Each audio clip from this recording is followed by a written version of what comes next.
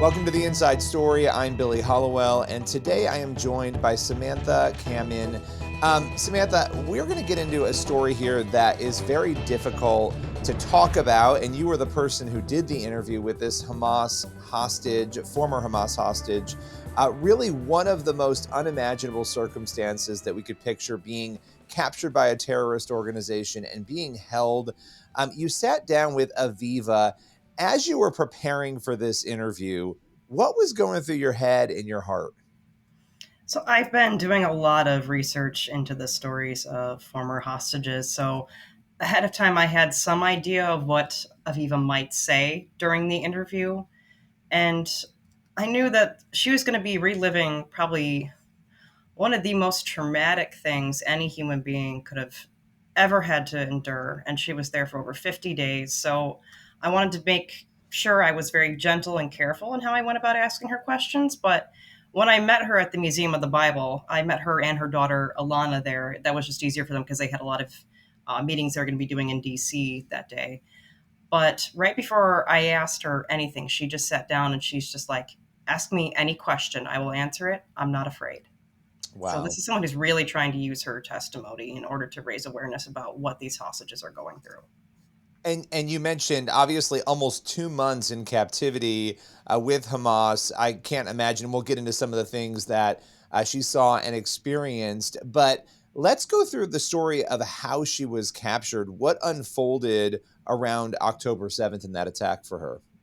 So, morning of October 7th, she could hear the sound of missiles, which, if you talk with a lot of people who are from Israel, they'll say that's normal. But, all right, let's just get to the bomb shelter. So, she and her husband, they lived at Kibbutz Kfar Aza. They went to the shelter, and at that point, they're just thinking, like, okay, like maybe one or two missiles will drop, and then, we continue on with our day. But at one point, when they exited the shelter, thinking it was over, she could just see this barrage of missiles coming from Gaza headed towards Israel. And they headed back to the shelter, but at one point, they could hear people speaking Arabic, and they understood that there were terrorists in the kibbutz.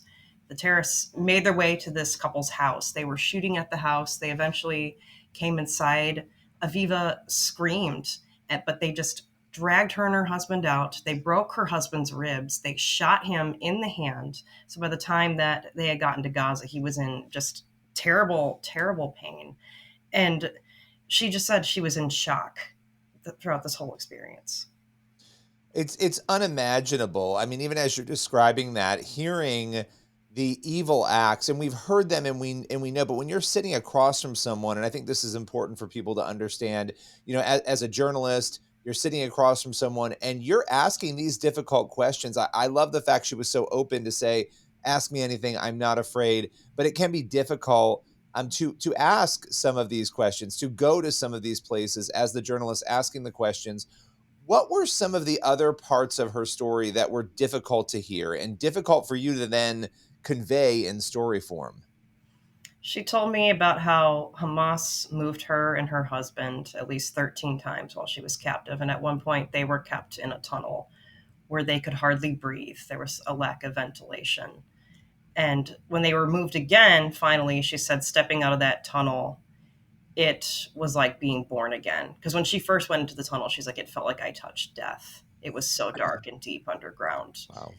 Throughout their captivity, the terrorists starved them. At one point, there was this other girl who was being held hostage with them who was like, can we please get some food? And at one point, one of the guards came and gave them like really three small pieces of pita bread.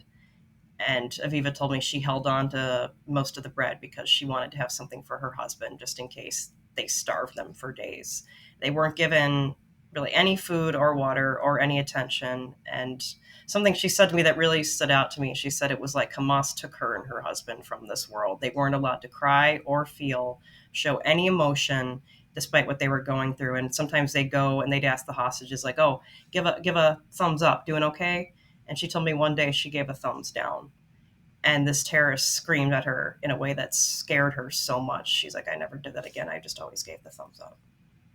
I mean, it's like you can't even imagine. You're taken, you're held hostage, then you endure more pain, more suffering. And as we're having this conversation, she was there for almost 2 months, which is unimaginable. There are people who have been there for over a year Mhm. in captivity there, going through these conditions and even worse conditions.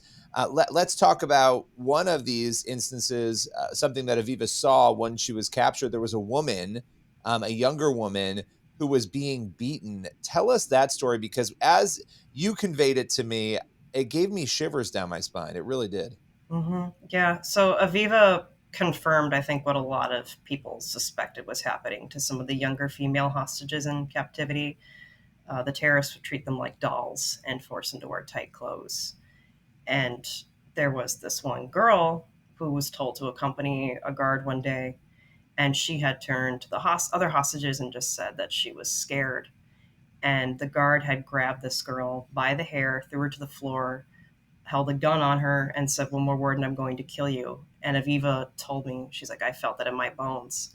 And then it just escalated from there. Other guards came to the room, they wrapped her in a blanket, and they started beating her with sticks.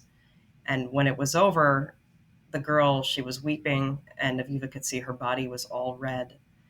And when the beating was happening, this mother and grandmother, Aviva has children, she's got grandchildren. She said, "I wanted to hug this girl, but I couldn't. I could only tell her with my eyes that I loved her." And she asked this girl, "Why didn't you scream while they were doing this to you?" She's like, "I wanted to scream for you." And the girl said, "I didn't scream because I knew they would have just beaten me more. And I also didn't want to give them that pleasure." That is, you talk about emotional manipulation in this, right? And first you have, she couldn't even give a thumbs down. Nobody can cry. They can't give emotion because it angers the terrorists. And then the fortitude and power it takes for a person while being beaten in physical pain to not scream because they don't want to give them the satisfaction. These are things out of a horror novel, and yet they're real life. This has really been happening to people. I want to talk on the topic of emotion about something else she told you that I found incredibly disturbing. Now, this is anecdotal, of course, but when she was captured, when she and her husband were taken, she noticed something about some of the civilians that she saw as she was being taken into Gaza. What was that detail that she noticed? So she was in shock, but something that she remembers is that when Hamas brought her and her husband through, the Gaza civilians, they were coming out of their homes, they were cheering and they were clapping. They were happy that the hostages were there. They were celebrating it. And it does match with the testimony of some other former hostages who have said that the civilians spat on them, were cheering, or some former hostages have even said, "I was being kept in a civilian home." It's just, we have to keep in mind, and I think this is important too. We've seen some polling data throughout this crisis that does seem to show manipulation of information, obviously within Gaza, where many of the people living there are not aware of what has happened. Many of them do not believe that October 7th happened. So you wonder even the information that the people there have been given about why these hostages were there, right? We don't really know all of those details, but it is absolutely horrific to imagine that after everything these people have gone through and they're in shock, there are people cheering there in the community and even keeping them in their own homes potentially instead of rescuing and saving them. That is truly unimaginable. A question for you on, and I've asked you this before, but I think it's important as we cover these stories. As the person who sat down with her and then conveyed this story through story form at the Christian Post, how does a story like this impact you emotionally and spiritually?